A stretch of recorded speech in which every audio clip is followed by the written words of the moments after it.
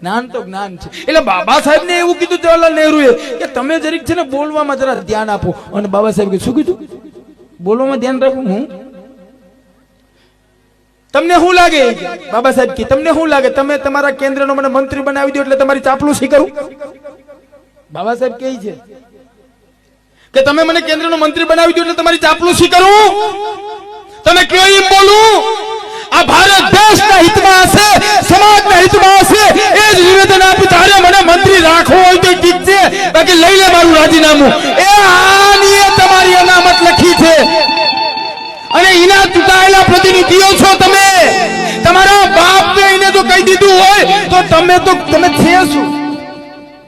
તમે છે શું ભાઈ?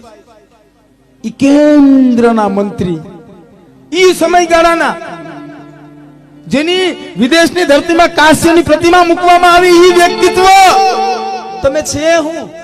બાબા સાહેબે બંધારણ લખ્યું, બંધારણની અંદર અનામતની વ્યવસ્થા લખી અને અનામતની વ્યવસ્થામાંથી તમે ચૂંટાયેલ પ્રતિનિધિ. વાત તો એટલી જ ને, કેમ કે બાબા સાહેબને ખબર હતી કે આ લોકોનો અવાજ કોઈ સાંભળશે નહીં.